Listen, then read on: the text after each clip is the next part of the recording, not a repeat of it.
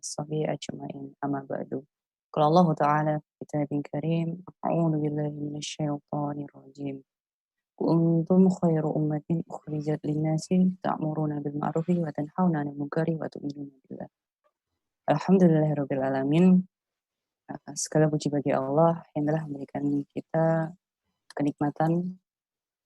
kenikmatan sehingga kita senantiasa ya bisa beristiqomah untuk menuntut ilmu, menuntut kajian online ini. Salawat serta salam tidak lupa kita haturkan kepada junjungan Nabi besar kita Nabi Muhammad SAW, Nabi akhir zaman, Nabi yang telah menyebarkan risalah Islam sehingga hingga sampai hari ini kita bisa menikmati nikmatnya Islam dan nikmatnya iman. Alhamdulillah ya teman-teman, kita berjumpa lagi pada kajian pada pagi hari ini. Pada pagi hari ini kita akan membahas mengenai Islam yang telah memimpin 800 tahun memimpin Eropa. Ketika kita membaca sejarah ya bahwa Islam itu ternyata tidak hanya menguasai di wilayah Arab saja, ternyata Islam itu telah memimpin ya di bangsa Eropa. Kita lihat di sejarah itu keturunan Bani Umayyah ketika itu panglimanya adalah Tariq bin Ziyad, yaitu menaklukkan Cordoba, Granada, dan Toledo di wilayah Andalusia atau Spanyol. Kemudian kita lihat juga ada peninggalan masjid-masjid ya yang berada di Barcelona dan sebagainya. Untuk lebih lengkapnya akan dijelaskan oleh Ustaz Pompi Saiful Rizal. Tafadhol Ustaz. Assalamualaikum warahmatullahi wabarakatuh. Bismillahirrahmanirrahim. Alhamdulillahilladzi arsala rasulahu bil huda wa dinil haqq liyudhhirahu 'ala dini kulli walau karihal musyrikun. Allahumma sholli ala sayyidina Muhammad wa ala sayyidina Muhammad wa ala sahbihi wa tabi'ahum amma ba'du. Pemirsa Dakwah Islam TV, alhamdulillah pagi hari ini di awal pagi di hari Sabtu di bulan Ramadan ini kita bisa berjumpa di dalam ruang virtual ini ya. Pagi-pagi kita sudah membahas tentang sejarah peradaban dan sebagainya ya. Nah ini semoga enggak ngantuk. Kamu ngantuk, Rivaldo? Enggak ya? Nah, insyaallah pagi ini teman-teman juga habis kenyang sahurnya, tidak kemudian terlena dengan godaan dunia yang menutup mata. Pagi ini kita akan seru-seruan, kita membahas tentang Islam yang dulu keagungannya menaungi 2/3 di dunia kan seperti itu kan ya. Nah kali ini kita akan membahas tentang kekuasaan Islam yang dulu pernah berjaya di Eropa. Nah, oke, untuk mempersingkat waktu saya akan memulai ya. Sebentar saya akan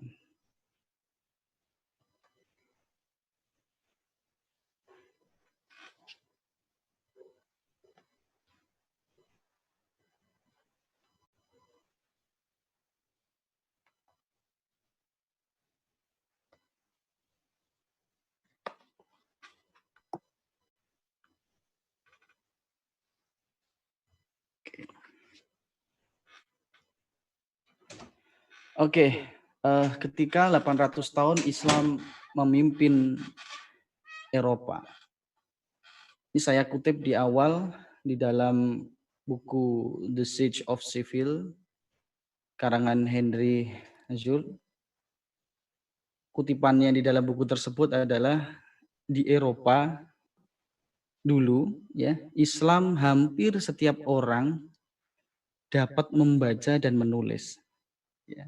Di waktu yang sama di belahan Eropa ya, di atasnya yang masih dikuasai oleh Kristen, orang-orang yang menduduki posisi paling tinggi sekalipun ya, itu sangat jarang sekali yang bisa baca tulis.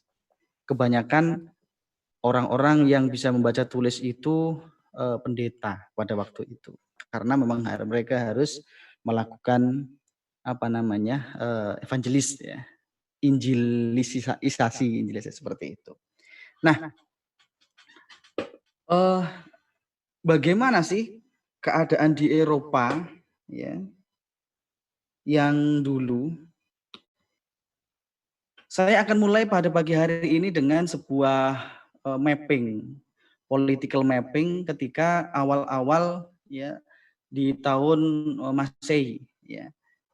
Sebelum Islam datang ya abad ke-6 abad ke-7 itu di dunia ini ada 3 penguasa besar ya apa namanya negara adidaya kan seperti itu. Ya. Di satu sisi Romawi Barat ya dengan Roma sebagai ibu kotanya, kemudian Romawi Timur ya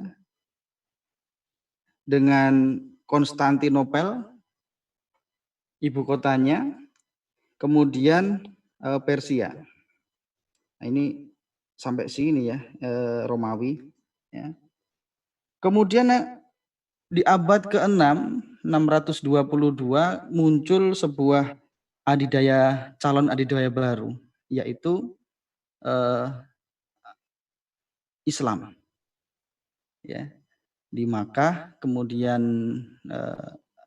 turun agama yang diridhoi Allah ini, kemudian membangun sebuah negara di Madinah yang selama 20 tahun saja itu sudah menguasai seluruh Hijaz. Ya, sampai kemudian di Mesir, Persia kemudian disingkirkan oleh Islam ini dan akhirnya menantang adidaya yang saat itu Romawi Barat dan Romawi Timur. Nah, ada sebuah bisaroh janji Rasulullah ya, yang membuat kaum muslimin ini begitu bersemangat melakukan jihad dan futuhat. Ya.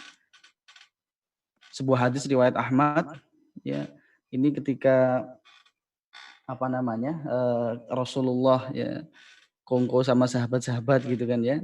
Kemudian nyeletuk gitu kan ya. Ai Madinah ini taftahan awalan. Kota mana yang akan ditaklukkan dulu ya Rasulullah? Apakah Konstantinia atau Rumiyah? Apakah Konstantinopel atau Roma dulu? Ya pada waktu itu artinya ketika Konstantinopel itu berarti apa namanya Romawi Timur ya. Kalau Rumiyah itu berarti Romawi Barat. Kemudian Rasulullah Shallallahu Alaihi Wasallam menjawabnya, waqala Rasulullah ya Madinata Heraklia taftahan awalan. Artinya bahwa kotanya Heraklius yang akan ditaklukkan lebih dulu, yaitu Konstantinia. Ya. Nah, kemudian ditambahin lagi, ya. Barang siapa ya latuf tahanna Konstantinia, ya. Wa ni'mal amir amiruha wa ni'mal jais dalikal jais. Ya. Ini sebuah janji yang luar biasa yang membuat semangat ya kaum muslimin itu untuk apa namanya saling berebut siapakah yang akan menjadi pasukan terbaik itu, siapakah yang mau apa namanya menjadi pemimpin yang apa namanya mendapat nikmat itu ya. Kemudian dimulailah ya perlombaan ini ya, berlomba-lomba dalam kebaikan maksud saya ya. Nah kemudian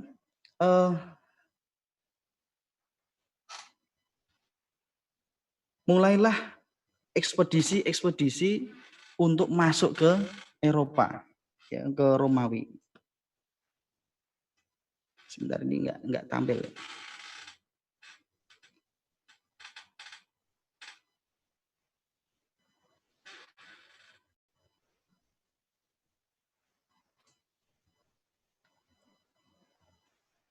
Di situ tampil enggak ya? Oke, ya.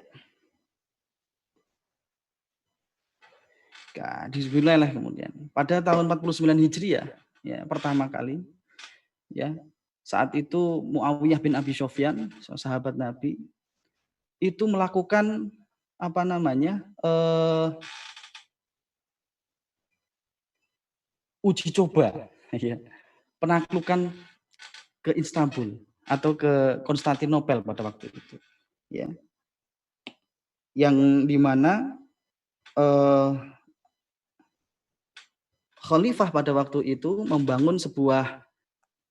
mempersiapkan sebuah apa namanya pelabuhan ya kapal-kapal yaitu di Mesir sama di apa namanya Damaskus ya itu membangun sebuah galangan kapal pabrik galangan kapal yang nantinya akan melakukan penaklukan ke seputar laut Mediterania ini.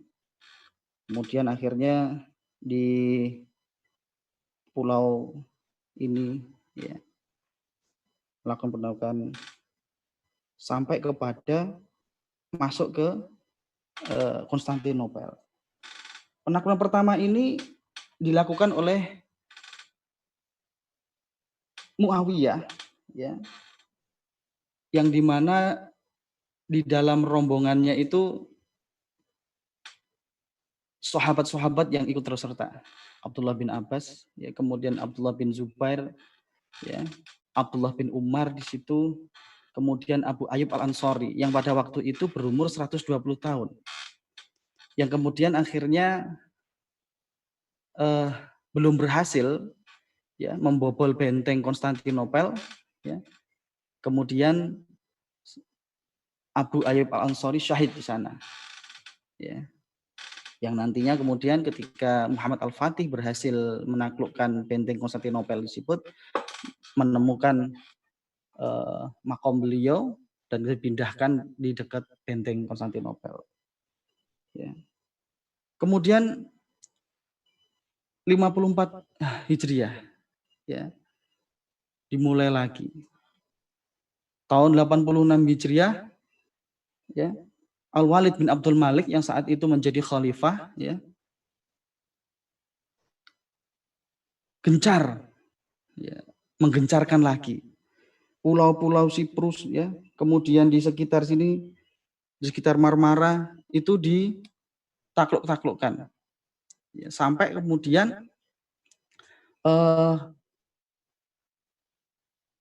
ibu kotanya kekhalifahan, ya, atau bukan ibu kota, apa namanya istana beliau itu, ya, diajukan atau semakin mendekati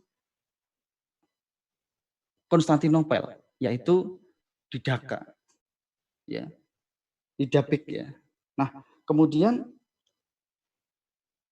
ketika fokus menaklukkan Istanbul, apa namanya Konstantinopel, ya, Al-Walid bin Abdul Malik kemudian juga ekspedisinya dikirim, ya. Uqbah bin Nafi, ya, rahimahullah, ya, itu dikirim ke Ifriqiyah, kemudian ya ke daerah Afrika Utara ini, yang kemudian mampu menaklukkan ya seluruh Afrika Utara ini, ya. Walaupun nanti di sebuah masa Uqbah bin Nafi ini orang-orang yang ditaklukkan pada waktu itu karena terlalu cepat sehingga sakofah itu belum begitu mendarah daging, ya, ataupun mendapat sakofah yang baik di kalangan apa namanya yang ditaklukkan pada waktu ini, yang mendiami Korewan di sini suku Barber di situ murtad, ya, kemudian membunuh Uqbah bin Nafi. Nah, terlepas lagi daerah sini. Kemudian diutuslah Musa bin Nusair, ya, untuk melakukan penaklukan kembali daerah situ. Nah, akhirnya seluruh Afrika Utara jatuh lagi di tangan kaum muslimin, kemudian dilakukan pembinaan-pembinaan. Selama 7 tahun Musa bin Nusair ya melakukan fokus kepada pendidikan ya, fokus membangun kemudian madrasah-madrasah di situ untuk mendidik orang-orang Ajam di situ ya, terutama banyak suku-suku Amazigh, kemudian suku Barbar di sana, sampai salah satu maula beliau atau bekas budak beliau itu Tariq bin Ziyad ya, itu menjadi tangan kanan beliau. Nah, pada saat Maroko di sini dikuasai, ada sebuah daerah yang di sini ini di ujung ini namanya Sabtah, atau kalau bahasanya Spanyol Ceuta ya, Ceuta. Saat ini ya, di Afrika Utara ini, Ceuta saat ini itu di sini ini ya, pelabuhannya ini masih masuk ke daerah kekuasaan Spanyol. Ya, sampai saat ini. Ini masih dikuasai oleh Raja Julian waktu itu, Ceuta ini. Membangun di situ bentengnya kuat sekali sehingga belum mampu menaklukkan di Ceuta ini. Tapi ya, pertolongan Allah datang ya. Ketika itu di Spanyol ya, ini dikuasai penguasa ya Visigoth ya namanya. Ya, Visigoth. Ya.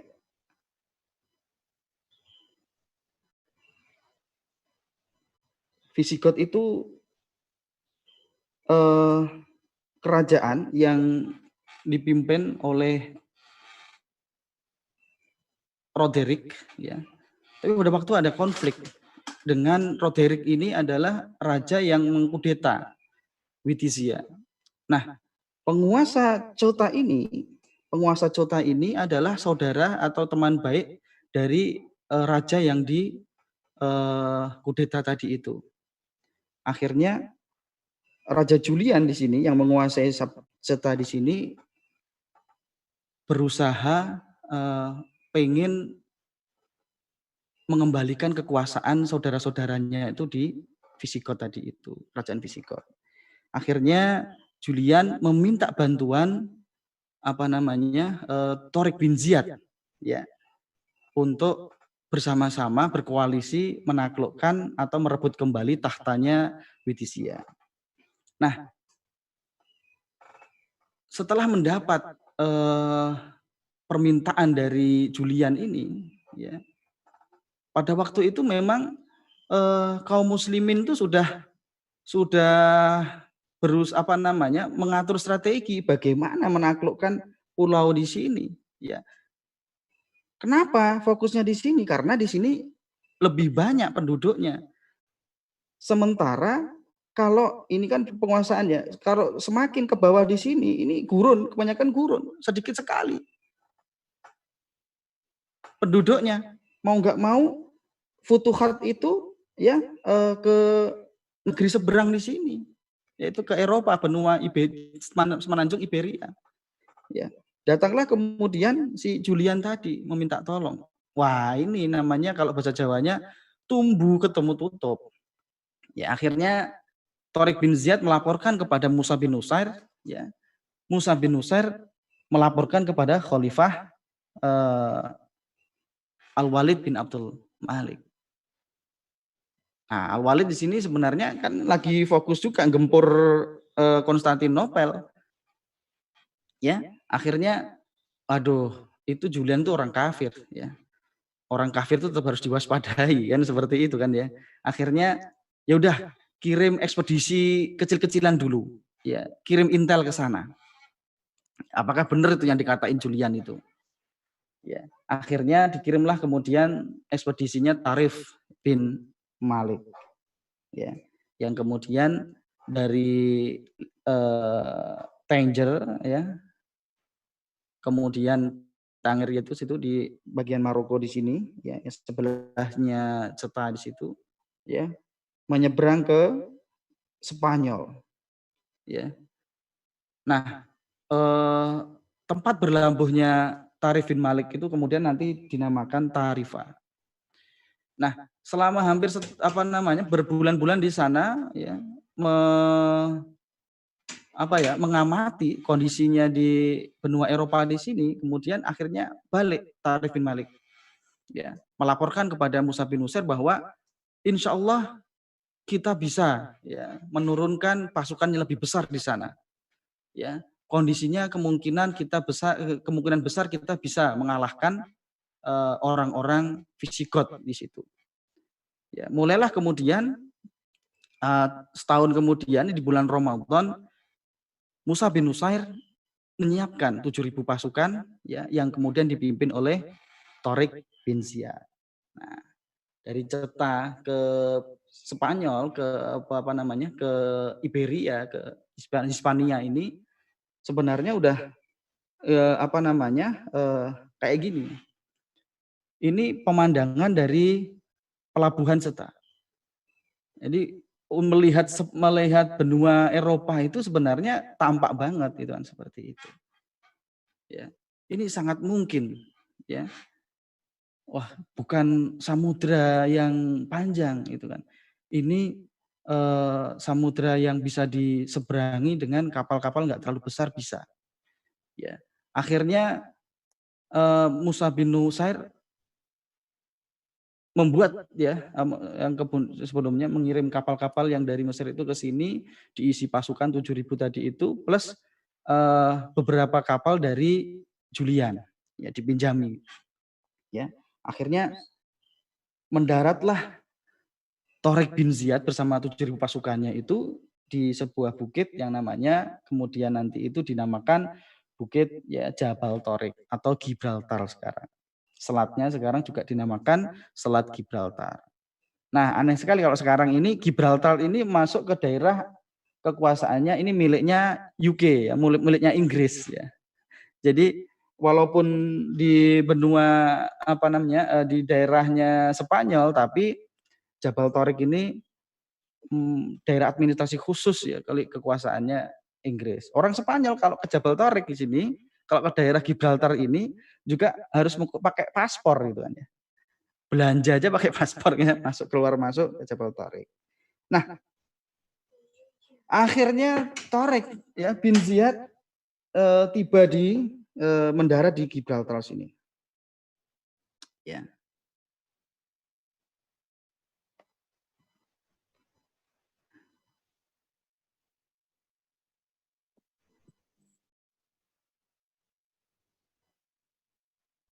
Kemudian melakukan perjalanan penaklukan. Ya. Berjalan ke sini. Di sebuah tempat yang ada namanya sekarang itu dinamakan Greenland di daerah Sevilla. Bertemu dengan pasukan lapis pertamanya Raja Roderick di sini. Ya. Yang dipimpin oleh Tedmore, panglimanya. Kaget Tedmore. Tiba-tiba banyak sekali pasukan dari sini. Dan kemudian ada yang aneh. Pasukannya ketika mau perang itu nawarin dulu. Ya. Tariq bin Ziyad menawarkan kepada Tedmore ini, ya, kamu mau masuk Islam atau takluk kepada kami membayar jizyah, ya, atau kalau nggak mau dua-duanya, ya, kita perang. Nah, ini beda dengan tradisi perang di Visigot ya, cukup langsung hajar gitu kan ya. Ini pasukan dari mana ini? Ini pasukan kok kayak muncul dari bumi atau turun dari langit? Yang kemudian membuat kocar-kacir Tedmore ini. Segeralah kemudian Tedmore itu mengirim berita kepada Roderick yang saat itu ibu kota Visigot itu berada di Toledo. Ya. Nah, kemudian persiapanlah si Raja Roderick di sini dengan 100.000 pasukan ya, untuk menghadapi Tariq bin Ziyad. Pada waktu itu Tariq bin Ziyad 7.000 pasukan. Nah, Tariq bin Ziyad mendengar nih, wah Raja Roderick mau mengirim pasukan menghadapi kita. Kemudian meminta bantuan kepada Musa bin Nusair. Kalau 7.000 ini kita nggak mampu kayaknya, kan seperti itu. Oke, kemudian dikirimi lagi oleh Musa bin Nusair, ya, dengan 5.000 pasukan yang dipimpin oleh Tarif bin Malik. Ya, akhirnya Tarif bin Malik gabung sama Tariq bin Ziyad di sini, terkumpullah 12.000 pasukan. Kemudian nyarilah tempat yang strategis untuk perang, ya. Dapatlah dia itu di Barbate, sebuah kondisi defensif yang bagus sekali, belakangnya bukit-bukit, ada danaunya dan sebagainya. Ini cocok ini untuk perang kita nanti. Walaupun sedikit, strateginya Tariq bin Ziyad bisa masuk mengalahkannya.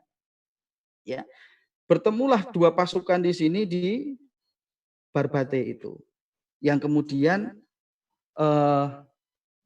dikenal dengan Battle of Guadalete. Guadalete ini sungai, ya, sungai yang di sini ya, perangnya itu di sini. Ini bukit-bukitnya. Ini ada sini ada lake-nya, ya. Perang besar di sini, ya. Perangnya pada bulan 20 Ramadan, 28 Ramadan. Seminggu berperang di sana, ya, sampai tanggal 5 Syawal.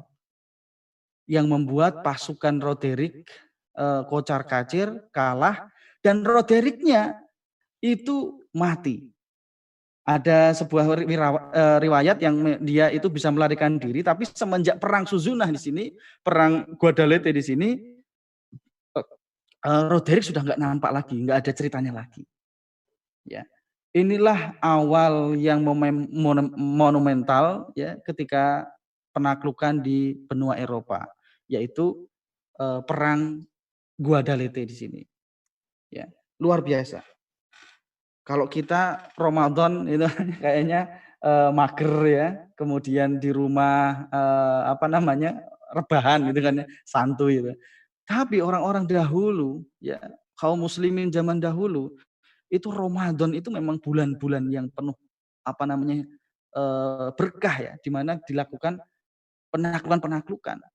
Kalau sementara kita kebiasaannya itu hari raya itu bersukacita, tapi zaman dahulu hari raya itu di medan perang, di medan tempur. Ya. 5 Syawal tahun 92 Hijriah. Takluklah, kalahlah di situ pasukannya Visigoth yang dipimpin oleh Raja Roderick. Ya, ini gambaran peperangannya di pinggir Sungai Guadalete, ya. Yang akhirnya kemudian karena sudah mengalahkan pasukan Visigoth, ya, akhirnya Tariq bin Ziyad, ya, setelah mengalahkan di sini menuju Cordoba, ya, menaklukkan kota Cordoba. Nah, setelah di Cordoba di sini, Musa bin Nusair itu mengirim surat, ya. Kamu stop di situ dulu, ya. Saya akan nyusul, ya, seperti itu. Tapi Tariq bin Ziyad ini, wah, ini kesuwen ini.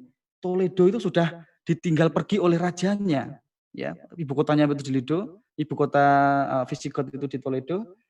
Wah, kalau nggak sekarang nanti bisa membuat mereka itu bernapas, ya. Lanjutlah Tariq bin Ziyad ke Toledo untuk menguasai ibu kota Visigoth di sini, kerajaan Visigoth. Nah, jadi ibu kota Visigoth pada waktu itu berada di sebuah bukit yang dimana keamanannya itu secara alami luar biasa. Di pinggirnya itu sungai-sungai, ya, yang dimana untuk memasukinya itu susah banget sebenarnya. Seperti ini keadaannya.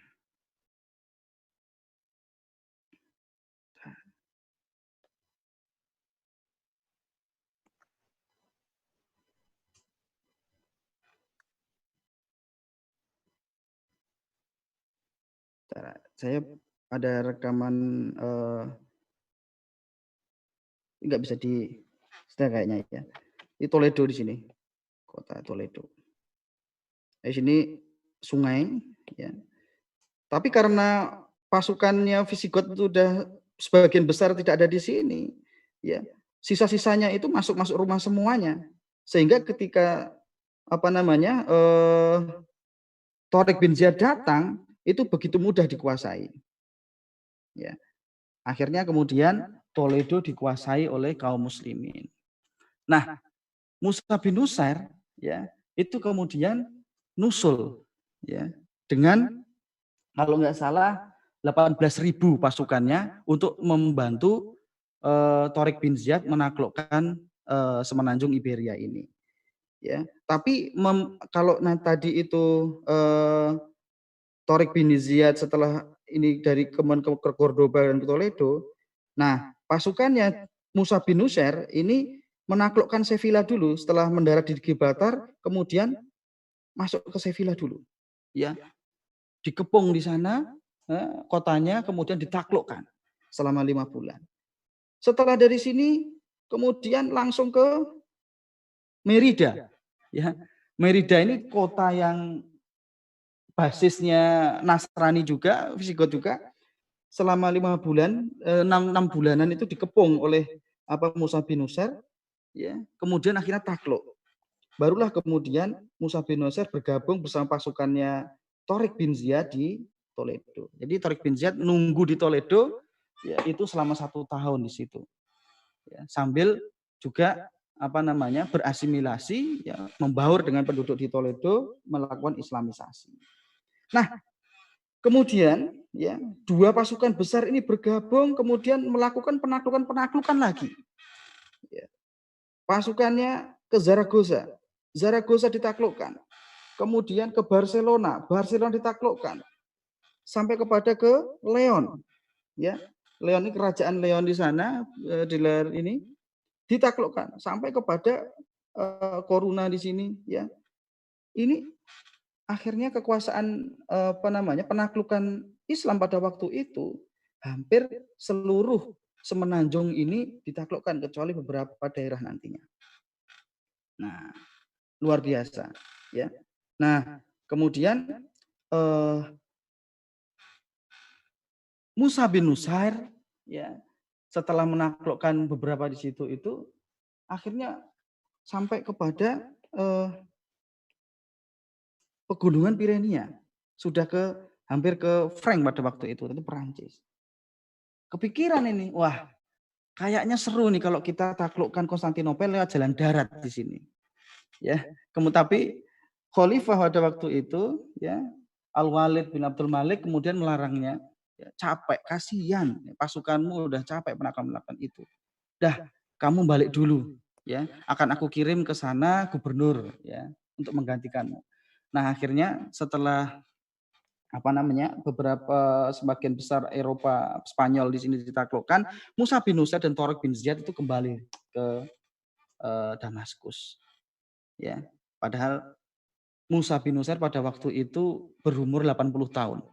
80 tahun itu seger-segernya orang untuk di medan jihadnya, luar biasa Musa bin Nusair ini. Nah, akhirnya kemudian dimulailah periode pertama di benua Eropa di bawah penaklukan Islam. Ya, nantinya ya Andalusia ini, Eropa, Iberia, semenanjung Iberia ini di bawah Islam itu selama 805 tahun. Dibagi menjadi 6 fase-fase di situ. Para sejarawan membagi menjadi 6 fase. Yang pertama fase wulat atau para wali, ya. Wali dari Umayyah pada waktu itu, Bani Umayyah. Ya, ada 32 wali nantinya di situ yang saling berganti, ya. Yang paling terkenal itu ada beberapa nantinya, sebuah kejadian monumental. Di fase wulat ini adalah masa-masa stabilisasi, ya. Kemudian perluasan daerah lagi dan asimilasi. Artinya bahwa pasukan kaum muslimin ketika di Eropa di sini melakukan Islamisasi, bahasanya. Stabilisasi itu adalah Islamisasi. Sampai di masanya pada waktu itu para habit atau kebiasaan orang-orang Muslim pada waktu itu di-follow atau dijadikan pedoman oleh orang-orang Andalusia asli. Bahasa Arab menjadi bahasa yang laris manis dipelajari, yang kemudian semua orang itu belajar bahasa Arab. Ya, belajar bagaimana kehidupan seorang muslimin. Ya, yang perbandingannya pada waktu itu bahkan di Eropa itu tidak ada yang namanya jalan raya yang dikerasin seperti itu. Kalau hujan, ya, di Paris itu kalau hujan itu, ya, ada sebuah riwayat itu pasti melekok, ya, bahasa Jawanya itu melekok sampai ke lutut dan sebagainya.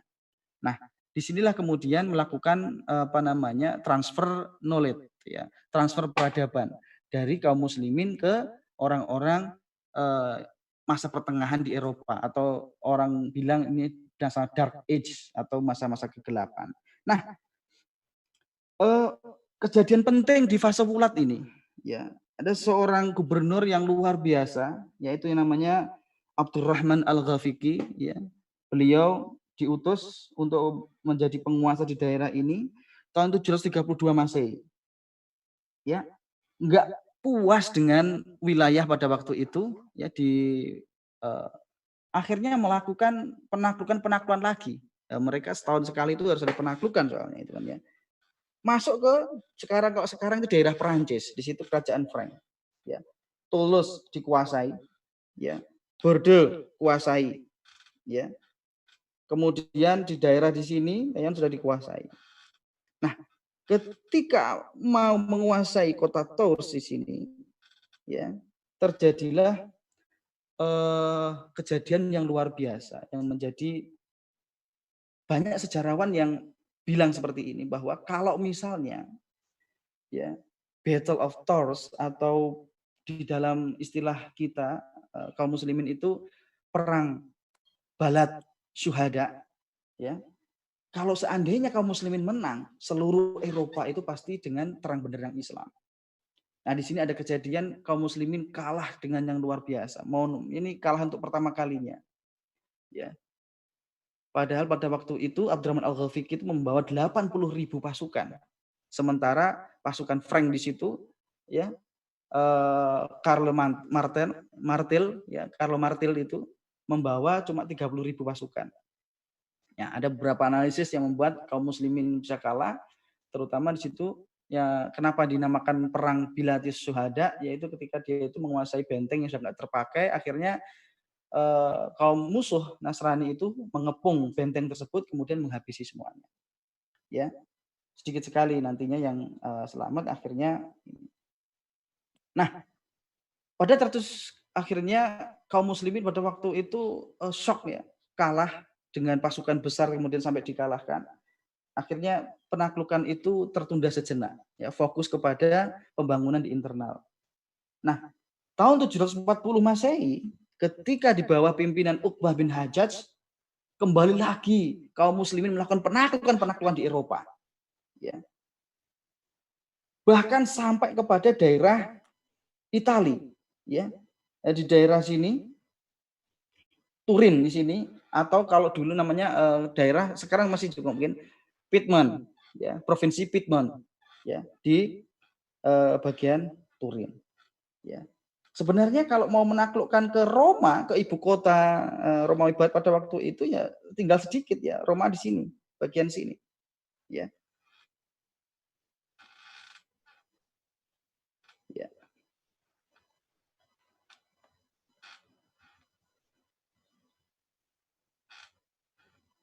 Ini Roma pada waktu itu, ya, kejadian penting di sini, ya, di sini, ya. Ini kejadian di Tours pada waktu itu, ya. Tours itu di sini ini, ya. Kemudian Toulouse sudah dikuasai tadi, ya. Bordeaux kuasai. Nah, ini pada waktu Uqbah bin Hajjaj ini sudah menguasai daerah Turin sini, provinsi Piedmont, Italia. Ini daerah masuk daerah Italia, sudah coba mau ke Roma, ya. Nah, ini dua kejadian besar, ya, di fase wulat ini. Pembangunan juga sudah mulai digalakkan. Nah, ini pada fase awal di sini pembangunan jembatan yang paling mewah pada saat itu, yaitu jembatan Cordoba yang melintasi sungai Guadalquivir, atau kalau bahasa Arabnya itu Wadi Al-Kabir. Ya. Arsiteknya dari Malik Al-Khawlani. Ya. Ini belum ada jembatan yang semewah ini pada waktu itu. Ya, ini panjangnya itu 400 meter, ya, panjangnya 400 meter, ya. Kemudian lebarnya itu 40 meter, luar biasa, ya. Kemudian tingginya 30 meter. Belum ada waktu itu yang seperti ini di Eropa. Nah, akhirnya di masa Wulat di sini, di masa kemudian pada waktu itu Bani Umayyah, ya, juga mulai turun, timbul konflik yang luar biasa yang akhirnya membawa jatuhnya dinasti Umayyah pada waktu itu, kekhilafahan Umayyah diganti oleh Abbasiyah. Ya. Nah, di Andalusia juga terjadi konflik. Ya. Ketika Umayyah ini hancur, akhirnya ada perebutan di sana yang penguasa-penguasa pengen jadi penguasa di Andalusia. Ya. Nah, di suasana seperti ini tidak menentu di sini, kemudian Andalusia itu terpisah beberapa daerah-daerah kekuasaan. Ya. Mulai kemudian terjadi asobiah ya, antara Barbar sama Arab. Ya, suku Barbar, sukunya Tariq bin Ziyad dengan Arab pada waktu itu. Nah, terpecah lagi, orang Arab ini terpecah menjadi dua bagian juga, suku besar, yaitu Qais dan Yaman. Ya. Yang kemudian akhirnya ada seorang keturunan Umayyah pada waktu itu, ya, seorang pangeran yang bernama Abdurrahman Ad-Dakhili, yang dia itu bisa lolos dari kudeta Abbasiyah, pasukan-pasukan Abbasiyah. Ya, dia itu menyeberangi Sungai Efrat, ya, kemudian masuk ke Maroko, selama 6 tahun melakukan perjalanan, ya, dari 132 hancur Bani Umayyah, kemudian 138 masuk ke Andalusia. Kenapa kok masuk Andalusia? Ini karena ya ini yang paling jauh, ya. Dia harus menjadi karena ibunya pada waktu itu adalah aslinya itu Maroko di situ, Ifriqiyah di situ. Ya. Akhirnya kemudian sebelum menyeberangi ke Andalusia, ya, Abdurrahman Ad-Dakhili itu mengirim maulanya dulu, budaknya namanya Badr. Kamu ngintai dulu di sana. Gimana kondisinya? Ya.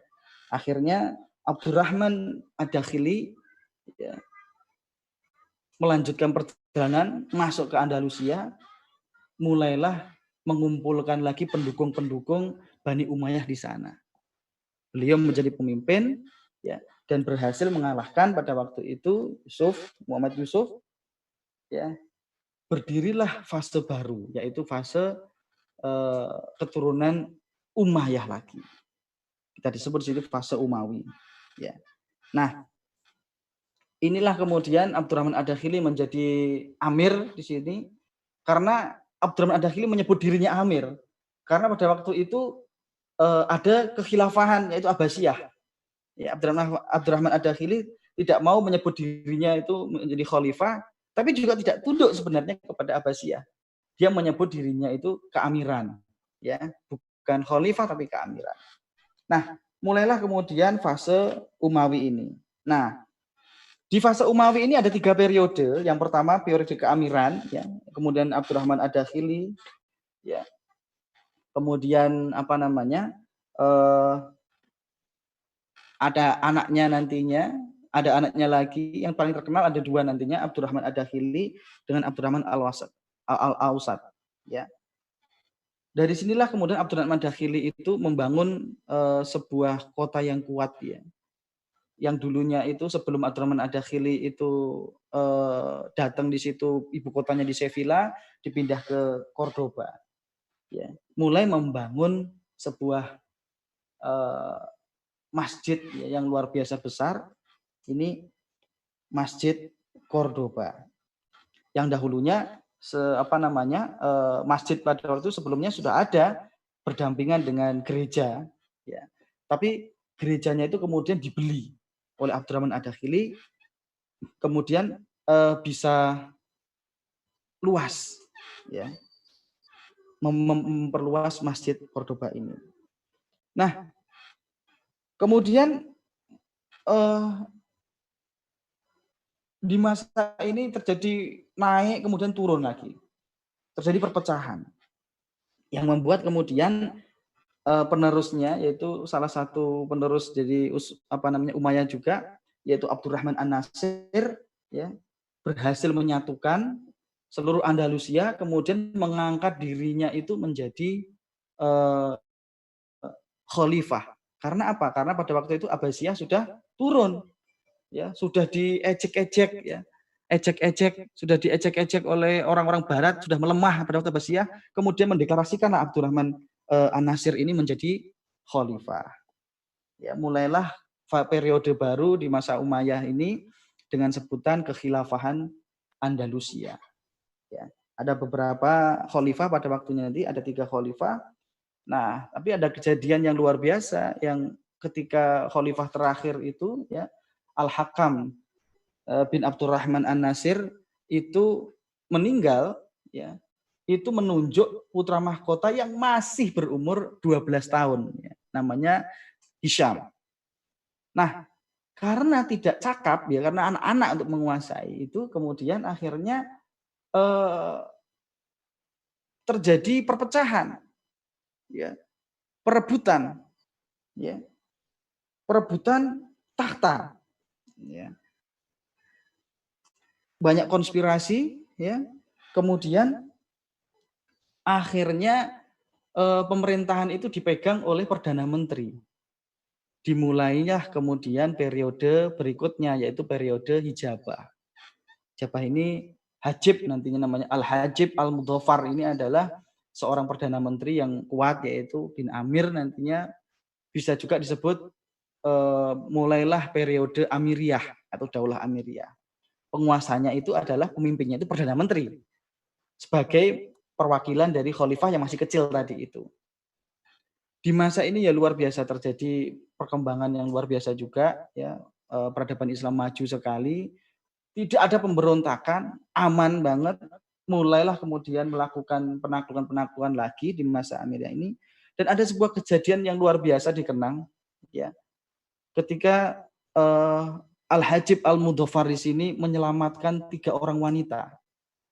Ya, gara-gara ada 3 orang wanita dilecehkan, ditahan di sebuah gereja kerajaan Navarre, kerajaan Nasrani. Pada waktu itu sebenarnya kerajaan Navarre ini menjadi taklukan kekhilafahan Cordoba, Andalusia. Ya, ada ikatan jizyah di situ. Ya. Nah, ketika berkunjung ke sana, ada 3 orang disekap, ya, 3 orang muslimah disekap di sebuah gereja kerajaan di situ. Akhirnya Al-Hajib Al-Mudhafar melakukan, akan aku kirimkan pasukan yang sehingga dirimu itu tidak masuk akal, kaget seperti itu. Puluhan ribu dikirim pasukan di situ untuk membebaskan 3 muslimah tadi. Yang akhirnya Raja Navarre tadi itu menghancurkan gereja itu sebagai penyesalan. Artinya apa? Ya wis tak hancurkan aja gerejanya ini yang menyekap 3 muslimah tadi. Akhirnya Hajib Al-Mudhafar membawa 3 muslimah tadi, ya, kembali ke Cordoba, kemudian gerejanya itu dihancurkan oleh Raja Navarre. Ya, ini periode hijabah ini. Nah, akhirnya di periode Hajib di sini melalui keturunan-keturunan Umayyah banyak yang tidak suka, banyak sekali pemberontakan, ya. Bahkan khalifah pada waktu itu yang sudah mulai dewasa 38 tahun, dia itu kemudian akhirnya dibunuh. Terpecah belah, turun, ya, akhirnya jatuhlah kemudian di fase kekhilafahan Umayyah di sini. Peninggalan-peninggalan di masa Umawi di sini luar biasa, ya. Dari bangunan fisik, teknologi, peradaban, ya, pertanian, ya, kemudian luar biasa, ya. Salah satunya adalah Cordoba, Masjid Cordoba ini. dibangun selama hampir 20 tahun, ya. Begitu indahnya, tapi ya sekarang Masjid Cordoba yang indah ini telah jadi katedral atau gereja Katolik pada waktu itu. Nah, ini apa namanya? Gerbang masuk ke kota Cordoba, ya. Kalau kita mau masuk ke Masjid Cordoba ini, Masjid Katedral Cordoba ini, kita butuh tiket, ya. Tiketnya itu sekitar 10 euro ya, ini 10 euro. Ya, ini gerbang depannya mau masuk ke masjidnya. Luas banget masjidnya. Ini di depan masjid ini di serambinya itu ada banyak taman-taman. Ya, ini jalan ke sana, ya. Dan ini ciri khas gaya menara masjid, ya. Menara masjidnya luar biasa. Jadi ketika dikonversi menjadi gereja, ya, itu cukup orang-orang Kristen itu memodifikasinya diubah menjadi lonceng, dikasih lonceng di situ. Ya, ini lonceng, kasih lonceng yang luar biasa. Ya. Nah, ketika masuk di sini miris. Sebenarnya, ya, yang jadi gereja di situ itu sebenarnya sudut yang sempit sekali. Cuma segini ini gerejanya ini. Ini ada kursi-kursi ini. Nah, ini di sini ada pembatas gitu, ya. Di sini kalau misa-misa di sini nih cuma dikit ini. Padahal apa namanya? Kapasitas pada waktu dulu ketika Abdurrahman An-Nasir ini membangun ini, meluaskan ini mampu menampung 10.000 jamaah. Ya, 10.000 jamaah. Ini masjid paling gede. Ya. Yang menyaingi itu mungkin luasnya itu sekarang itu ya Haram, Masjidil Haram. Ya, luas banget. Ya. Ini luasnya itu ya kalau di dunia ini masjid paling luas itu Masjid Al-Haram, Masjidil Haram, ya yang kedua Masjid Cordoba ini. Ya. Luar biasa. Yang perbandingannya ketika masjid ini mampu menampung 10.000 orang, sementara pada waktu itu kota Paris itu penduduknya saja 10.000 gitu. Yang saat itu Cordoba itu penduduknya itu 500.000, setengah juta orang di sini di Cordoba. Ya. Bisa menampung sekaligus itu 10.000. Nah, di sana seluas itu ketika imam itu khutbah, ketika imam itu memimpin sholat, ya, tanpa ada bantuan sound system kayak sekarang ini. Jadi ada sistem audio akustik di sana, ya, di apa namanya ruang imam itu namanya apa namanya mimbarnya itu ada semacam jalur untuk menyalurkan suaranya sehingga seluruh ruangan masjid itu bisa terdengar ketika imam sholat. Ya. Nah, yang kedua peninggalan di masa ini adalah pada waktu ini adalah Madinah Az-Zahra. Ya, Madinah Az-Zahra ini adalah sebuah kota modern pada waktu itu yang dikhususkan oleh Abdurrahman An-Nasir itu untuk menjadi kota sentral pemerintahan. Jadi fokus di sana, pemerintahan itu semuanya gedung-gedungnya di sini.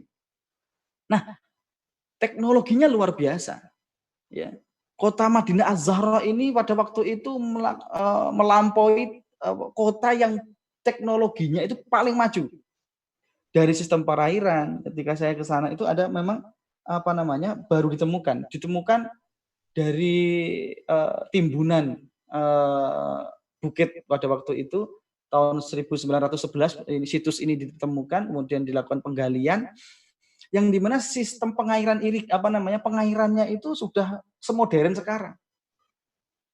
Ya, bayangkan di tahun abad ke-9 ya, sudah mempunyai teknologi seperti itu. Air masuk ya untuk konsumsi dipisahkan dengan air keluar drainasenya. Ya, padahal pada waktu itu jaraknya itu mengambil air itu sekitar 80 km sumber airnya ke sana, didatangkan ke sana. Ya. Jadi jalur airnya itu menggunakan teknologi pemompaan pada waktu itu yang luar biasa teknologinya. Di situ ada taman, ya, ada istana, ada luar biasa, ya, perpustakaan di situ. Nah, ini di masa kekhilafahan Umayyah sini yang berlangsung sekitar 285 tahun ya. Nah, selain Madinah Az-Zahra di sini juga kemajuan peradabannya luar biasa ya. Pada waktu itu ini adalah universitas tertua setelah di Marrakesh ya, setelah di Maroko itu kemudian ada universitas di kaum muslimin itu yaitu Universitas Cordoba ini. Universitas Cordoba ini ya bergabung sama gedungnya sama dengan Masjid Cordoba ini. Ya, bayangkan kalau sekarang di negeri barat itu yang mengklaim universitas paling tua di dunia itu adalah Universitas Oxford ya, yang dibangun tahun 1200, tapi 300 tahun sebelumnya itu kita itu sudah punya universitas yang dimana di dalamnya itu mempunyai buku-buku karya lebih dari 400.000 ya buku. Ya. Di saat itu sudah dibangun 3.837 masjid yang dimana untuk menampung sekitar 500.000 penduduk Cordoba pada waktu itu. Info saja sekarang penduduk Cordoba di sekarang ini, kota Cordoba di Spanyol ya, itu 300.000. Dulu ketika kekhilafahan, kota Cordoba itu penduduknya 500.000. Ya, padatnya. Sehingga gang-gangnya itu memang seperti ini. Ini pemandangannya seperti itu. Rumah sakitnya ya banyak sekali, ada 40 rumah sakit pada waktu itu. Kemudian metode penyembuhannya kedokteran sudah modern, yang dimana pada waktu itu lahirlah ahli kedokteran yang saat ini masih dipakai ilmunya, yaitu Abu Qasim Al-Zahrawi, di mana beliau ini adalah menemukan metode di dalam pembedahan. Ya, ada alat-alat bedah yang menciptakan beliau. Oh, di kaki itu pakai alatnya seperti apa? Ketika bedah minor itu seperti apa? Ketika bedah dalam itu seperti apa? Ya. Sampai saat ini jadi rujukan dan dijadikan nama jalan di sana. Ya. Abul Qasis. Ya, Jalan Abul Qasis itu di dekat Masjid Cordoba, sebelah baratnya Masjid Cordoba. Kemudian ada jalan. Ini jalan Abul Qasis di sini. Jalan ini dinamakan Abul Qasis karena rumahnya Abu Qasim Al-Zahrawi di sini, ya, di sekitar sini. Ya. Kemudian ada di sini plang nomornya Abul Qasis gitu, ya. Itu rumahnya Al-Zahrawi di situ, ya. Gangnya seperti ini. Ya belum di situ tidak ada mobil lewat ya, karena gangnya sempit pada waktu itu ya sudah lebar di situ. Kemudian selain Zahrawi, kemudian lahirnya Abbas Ibnu Firnas, yang dimana ia adalah penerbang, tokoh yang melakukan penerbangan pertama kali di dunia, ya, dimana dia itu uji cobanya itu melalui ini, berdiri dia naik ke menara Masjid Cordoba ini, ya, kemudian terbang dari situ menggunakan peralatan yang dimodifikasi seperti burung, ya, seperti ini aerodinamisnya. Ya, jadi dia mancik di sana kemudian turun. Intelektual ulama-ulamanya juga lahir ya. Kemudian Ibnu Hazm ini salah satu imam mazhab Al-Zahiri ya, yang karyanya itu sampai sekarang masih dikaji, yaitu Al-Muhalla ya, pada sekarang di pesantren, karena ini masuk ke kitab-kitab Turats ya, Ibnu Hazm yang mengarang kitab Al-Muhalla. Nah, ini sebagian yang saya ceritakan dari fase kekhilafahan Umawi. Oke. Nah, kemudian di akhir fase ini kaum muslimin pada waktu itu terpecah belah. Ya. Bahkan sampai kemudian setiap kota itu ada kerajaan sendiri-sendiri, kerajaan Islam sendiri-sendiri. Fase ini dinamakan fase Muluk at-Tawif. Ya. Ini daftar penguasanya, ya. Ini ada 30-an kerajaan pada waktu itu, tapi yang paling gede ya ini 1 sampai 14 ini.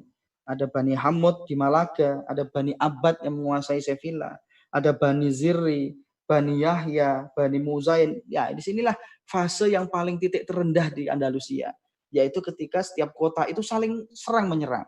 Sesama kaum muslimin saling menyerang. Nafsu untuk berkuasanya luar biasa.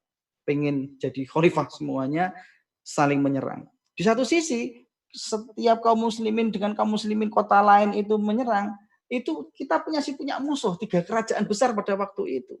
Ya, kerajaan Aragon, kerajaan Kastilia, ya, kemudian kerajaan Navarre di situ.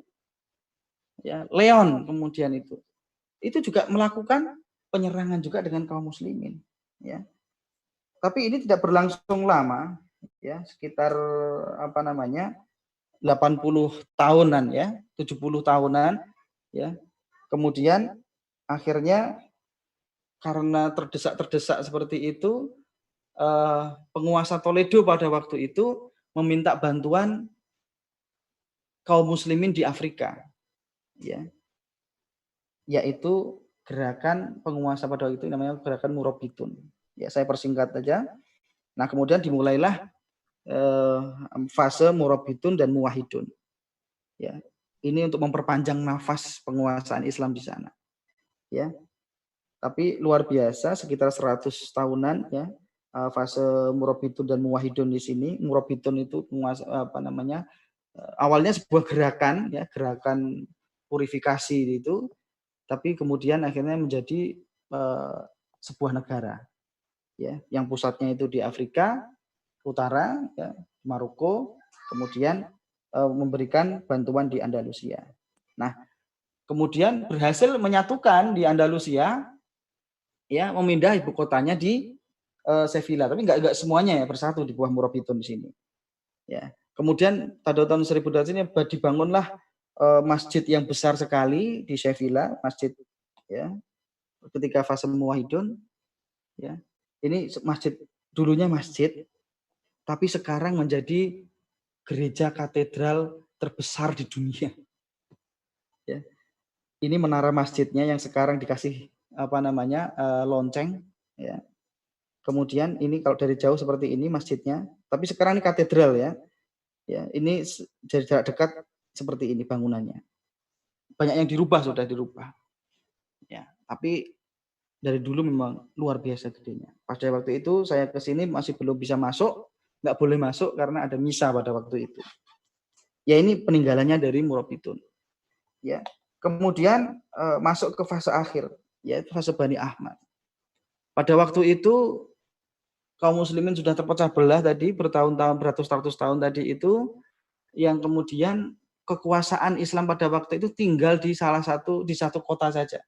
Semuanya Sevilla sudah dikuasai oleh Kastilia, ya, kerajaan Kristen yang sudah mulai balas dendam.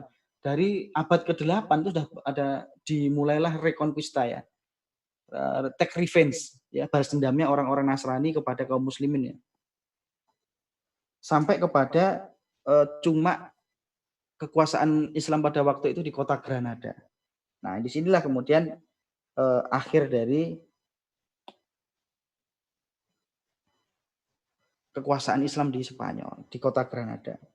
Tapi masih bertahan selama 200 tahun, ya, dan maju sekali kota Granada ini. Salah satunya peninggalannya itu adalah Istana Alhambra ini. Ya, luas sekali istananya. Ini tampak dari luar. Ketika kita masuk di dalamnya itu luar biasa, sampai kagum, ya. Kaligrafi, pahatan kaligrafinya itu luar biasa dengan teknologi tinggi. Air mancur itu di setiap kamar ada, ya. Kemudian, nah, ini tampilannya seperti ini. Ini setiap dindingnya ada kaligrafi seperti ini, ya. Kemudian, ya, di abad ke-14 ketika penguasa pada waktu Abdul Abdillah atau Muhammad ke-7, ya, kaum muslimin menyerah.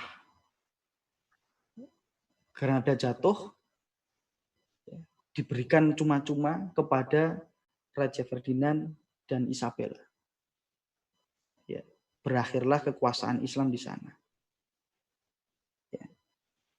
Ini sebuah pintu di belakang Istana Alhambra, yang dimana pintu inilah tempat ya keluarnya, melarikan dirinya Sultan Muhammad Abu Abdillah pada waktu itu. Ya, melarikan diri ke bukit, akhirnya ke Maroko menjadi gelandangan. Terkenal di bukit setelah ini, ada bukit setelah ini, di mana Bukit Tangisan itu, ya, yang menangis terseduh-seduh, ya Abu Abdillah, ya luar biasa. Nah ini timelinenya, ya dari 711 sampai ke berakhirnya. Inilah yang menaklukkan kaum muslimin, yaitu Raja Ferdinand sama Isabella, yang melakukan koalisi dengan pernikahan, ya, antara Aragon, ya, dengan Castilla Leon.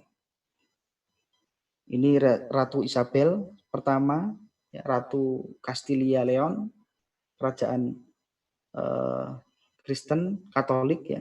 Kemudian ini Raja Ferdinand.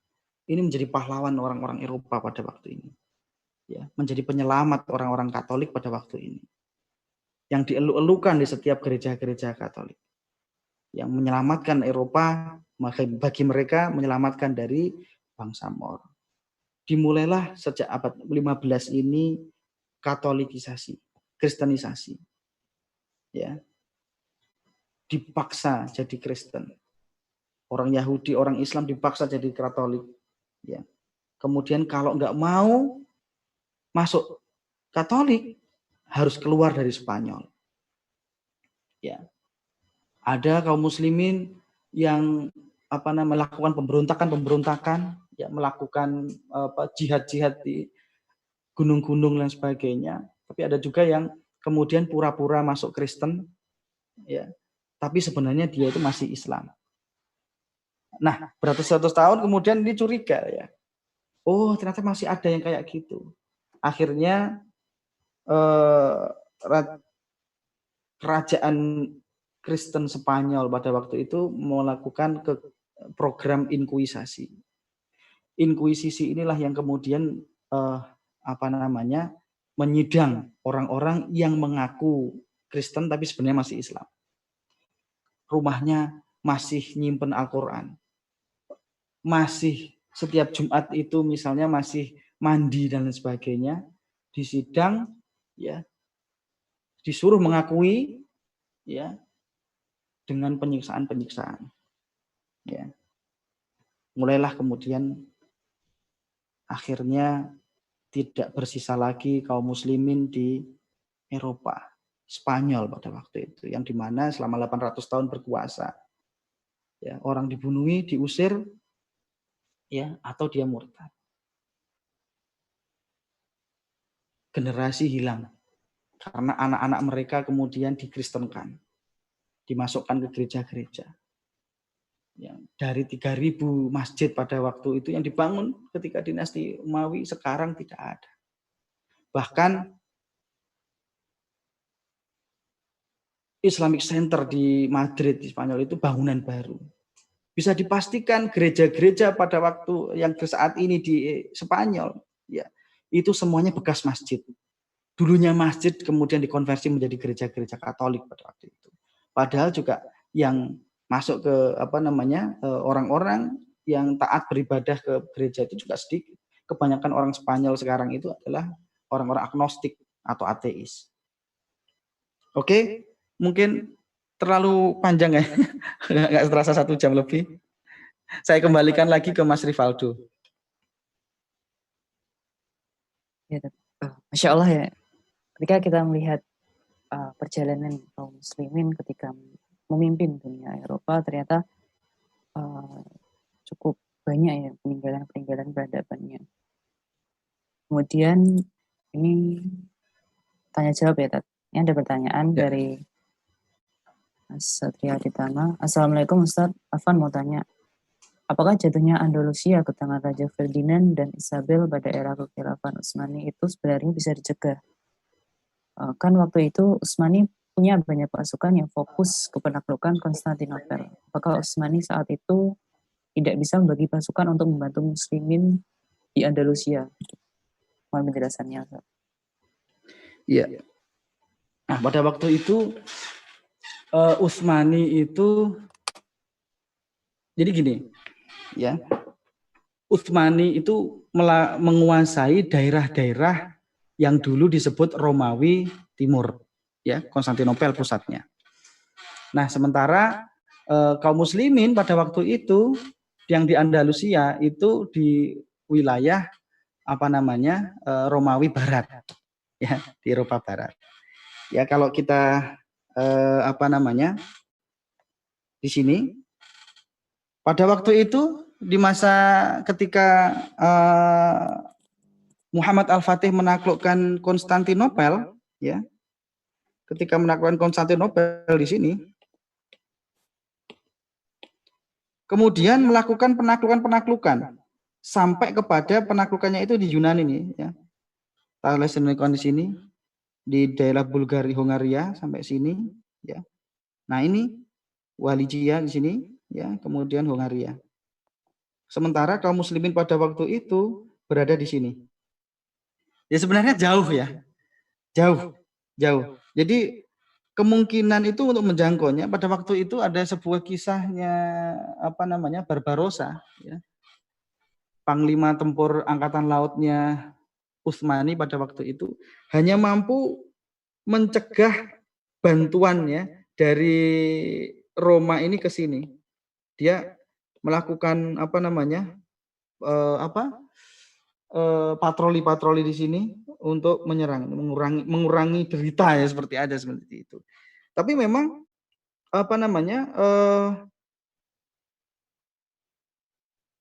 di kalangan ini Utsmani pada waktu itu, ya, jauh. Di situ nggak kelihatan, ya, tadi saya coret. Sebentar. Ya, ini Utsmani itu penguasanya di Eropa di sini, ya. Yunani itu dulu masuk ke sini, Hungaria ke sini. Balkan, negeri-negeri Balkan ini masuk ketika Sultan Selim, ya. Sampai sini kan, ya. Ini Utsmaniyah, ya. Sementara kaum muslimin yang di Andalusia itu tinggal di Granada di sini. Kota Granada itu di sini. Ya.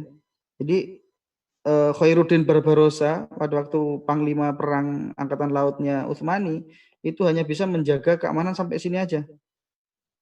Ya. Untuk ke sini sangat berat sekali. Ya. Selain kemudian angkatan perangnya Kristen pada waktu sudah maju, ya. Sementara Utsmani juga pada abad ke-15 itu sebenarnya puncak-puncaknya. Ya. 1453 Sultan Muhammad Al-Fatih menaklukkan Istanbul, Konstantinopel, kemudian melakukan penaklukan sampai 158 menaklukkan Yunani pada waktu itu, ya.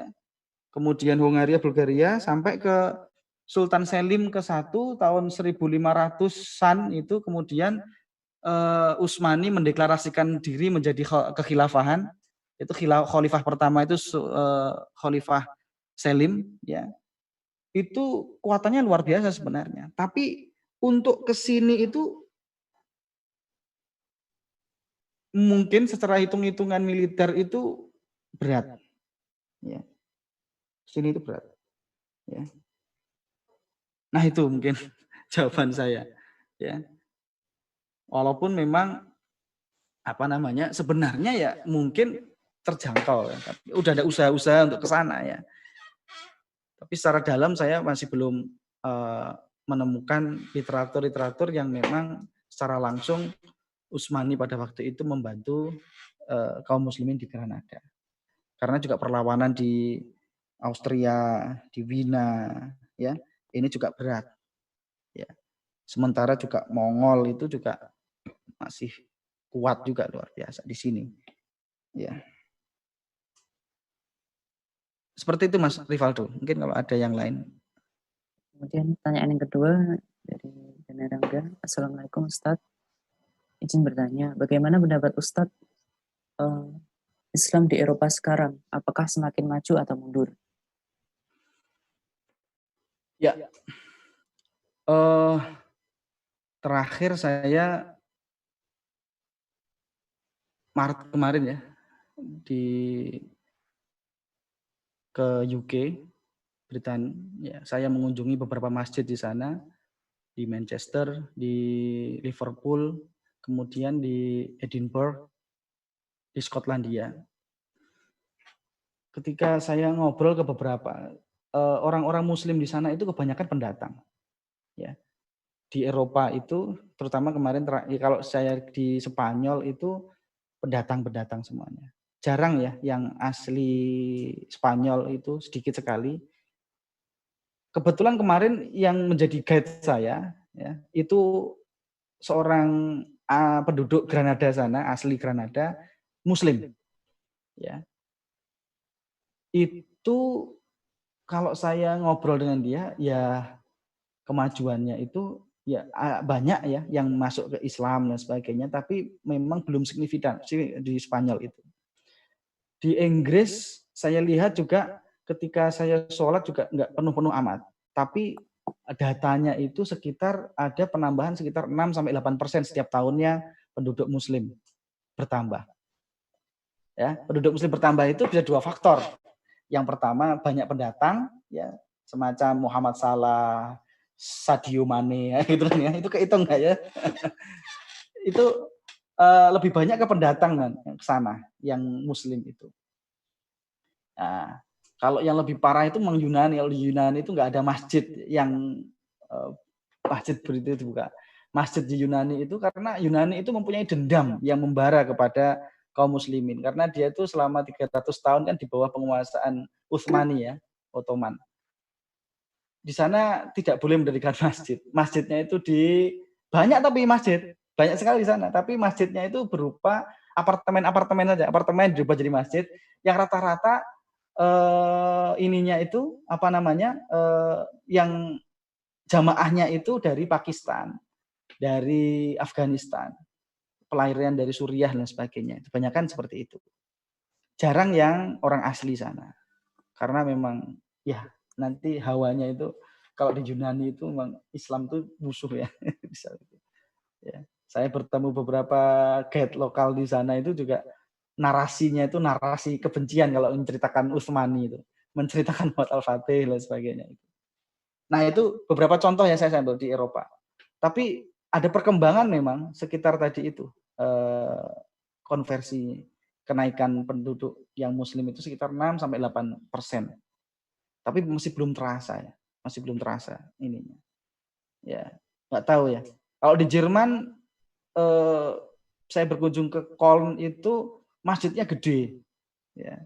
Tapi yang membangun orang-orang Turki di sana, maju sekali, masjidnya teknologi tinggi, juga banyak. Di Jerman luar biasa. Di Belgia juga banyak, tapi Islamic Center-nya sepi pada waktu itu. Ya, kalau yang terasa di jalan-jalan banyak yang berkerudung, orang-orang asing itu di Belgia, saya rasa. Itu banyak sekali orang-orang yang kulit putih, ya orang-orang Eropa itu apa namanya pakai pakaian muslimah. Banyak di jalan-jalan itu banyak banget di Belgia. Ternyata memang saya lihat data itu di Belgia itu kenaikan penduduk muslimnya itu sekitar 20% setiap tahun. Iya, apa namanya 20%. Ada kenaikan di tahun itu 20% itu seperti itu. Oh ternyata banyak juga ya yang convert ke Islam. Seperti itu Mas Valdo. Ya kita doakan semoga ya apa namanya kemajuan Islam di Eropa itu semakin meningkat. Itu Mas Rivaldo. Ya. Ini ada pertanyaan lagi yang ketiga. Assalamualaikum Ustadz, apakah futuhat Islam di Eropa akan terjadi lagi dan bagaimana caranya? Ya, karena saat ini ya bisyarah Rasulullah, kabar gembira Rasulullah, janji Rasulullah itu masih ada satu yang belum tertunaikan. Ya. Yaitu apa? Kota Roma yang belum ditaklukkan. Ya. Dan sampai sekarang memang Roma sebagai ibu kota dulu ya, ibu kota Romawi Barat ini masih belum pernah tentara kaum muslimin menginjak kota Roma itu. Ya. Apakah sesuai dengan janji-janji Rasulullah? Kalau gini ya, ketika kita itu mendengar Rasulullah berjanji, itu kan sebenarnya ketika Rasulullah mengucapkan itu kan sudah kita meyakini bahwa itu pasti benaran seperti itu kan ya. Janjinya Rasulullah itu kan tidak diragukan lagi. Nah, itulah yang menginspirasi Muawiyah sampai kepada Muhammad Al-Fatih menaklukkan Konstantinopel. Ya. Yang saat ini yang menjadi PR kita itu adalah bagaimana mewujudkan bisyarah Rasulullah menaklukkan kota Roma. Kalau dulu Muhammad Al-Fatih menaklukkan kota Roma itu ya juga dengan daulah Islam. Nah, saat ini ya peran itu belum ada yang mengambil. Ya. Semangat jihad dan dakwah itu belum diemban oleh salah satu negara pun. Ya, satu-satunya jalan adalah nanti disinkronkan dengan hadis lain, yaitu janji kekhilafahan Islam itu akan tegak kembali nantinya sebelum akhir zaman. Ya, pasti juga akan, kalau saya meyakini menaklukkan Roma itu ya menggunakan ketika era kekhilafahan nantinya. Ya, insya Allah ya. Allahu a'lam bishawab. Gitu Mas Waldo. Kalau saya sih, apakah nanti itu Islam akan bangkit lagi? Itu saya ya yakin ya, karena itu sudah waktullah ya, janjinya Allah sama bisyarahnya Rasulullah, kabar gembiranya Rasulullah. Itu Mas Rivaldo. Ya, ini ada pertanyaan terakhir. Ustaz, izin bertanya, mengapa dinasti Andalusia tidak masuk ke dalam wilayah dinasti Abbasiyah? Apakah ada kepentingan politisnya? Ya, karena memang pada waktu itu ya yang menaklukkan Andalusia itu kan Umayyah atau Umayyah. Ya. Sementara dinasti Abbasiyah itu berdiri ketika mengalahkan dinasti Umayyah.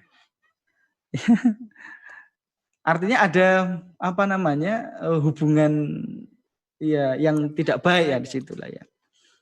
Yang kemudian akhirnya sisa-sisa dari orang-orang Umayyah ini membangun Andalusia. Kenapa kok enggak memasuk bersatu ke Abbasiyah pada waktu itu? Sebenarnya secara jarak itu kan jauh juga ya. Kekuasaan Abbasiyah pada waktu itu di Baghdad, ya. Kalau ini tuh di Baghdad ya, di sini, ya, di sini, ya, Abbasiyah itu. Kemudian Andalusia itu di sini. Ini jaraknya itu ratusan kilometeran sebenarnya seperti itu. Nah, disinilah kemudian ada hadis Rasulullah, di mana kan ketika ada khilafah, ada khalifah, tidak boleh ada dua khalifah dalam satu masa. Ya. Kalau ada khalifah yang terakhir, ya ada yang mendelakarkan khalifah, bunuhlah yang terakhir, seperti itu. Itu sebenarnya sudah dipraktekkan. Ketika Abdurrahman Ad-Dakhili membangun Andalusia pada waktu itu, dia itu tidak menyebut dirinya itu khalifah, tapi cukup amir, nah, seperti itu. Karena dia ini ya dinasti Abbasiyah di sini pusatnya di Irak di Baghdad, kemudian Spanyol di sini Andalusia. Nah, di sini Umayyah kedua ya, oleh Abdul Dakhili yang tadi selama 250 tahun. Kalau yang di sini Abbasiyah. Ini fakta politik. Ya, artinya bahwa Islam itu diemban oleh manusia. Ya. Daulah Islam itu daulah basyariah, di mana manusia itu juga pasti penuh dan dosa. Kan seperti itu. Bisa melakukan dosa, bisa melakukan ini dan sebagainya. Seperti Aukarin bilang ya. Apa itu? saya penuh dosa, kalian suci dosa. Enggak, artinya sebenarnya ya kan tidak boleh kan seperti itu. Ada 2 khalifah. Tapi faktanya pada waktu itu ada di Andalusia ada kekhilafahan, di sini Abbasiyah juga ada kekhilafahan. Ya. Secara fikih sebenarnya enggak boleh karena tidak boleh ada 2 khalifah dalam satu masa. Tapi ini fakta. Ya, di mana fakta itu harus kita hukumi. Ya, bahwa bukan berarti kemudian jadi boleh ya 2 khalifah. Oh, itu faktanya ada Abbasiyah sama Umayyah pada waktu itu di Baghdad dan di Andalusia. Nah, itu kan fakta. Di mana fakta itu harus yang kita hukumi. Bahwa tidak boleh di dalam syariat Islam ada 2 khalifah yang seperti ini.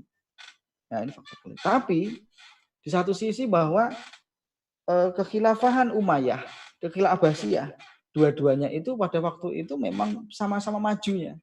Sama-sama menjadi pioner pada waktu itu peradaban. Kenapa mereka menjadi pioner? Ya, karena mereka menerapkan syariat Islam secara total di seluruh kehidupannya. Ya. Makanya walaupun ada pelanggaran-pelanggaran itu ya manusiawian seperti itu. Tapi pada faktanya ketika di masa itu memang hanya syariat Islam lah yang diterapkan, bukan syariat yang lain. Ya, Abbasiyah menerapkan syariat Islam, Andalusia juga menerapkan syariat Islam, di mana pada waktu itu hidupnya juga penuh berkah, ya, maju teknologinya, maju peradabannya. Ya, soal kemudian masalah politik, yaitu manusia dianugerahi gharizah bakok, di mana ada rasa pengen menjadi penguasa. Ketika kita nggak bisa mengendalikannya, ya itulah yang diceritakan saya tadi ya. Setiap fase-fase itu pasti ada kondisi seperti itu, perpecahan, saling menumbangkan, pengen jadi penguasa, cinta dunia dan sebagainya. Ya itu manusianya seperti itu. Ya, kan tetapi kenapa kita itu belajar sejarah? Ya agar tahu seperti itu kondisinya. Ketika sudah tahu, jadikan contoh. Di Al-Quran saja banyak sekali ya kisah-kisah sejarah yang dimana kita itu suruh belajar bahwa sejarah itu seperti itu. Kita tidak boleh mengulangi kesalahan-kesalahan yang dilakukan oleh umat-umat terdahulu.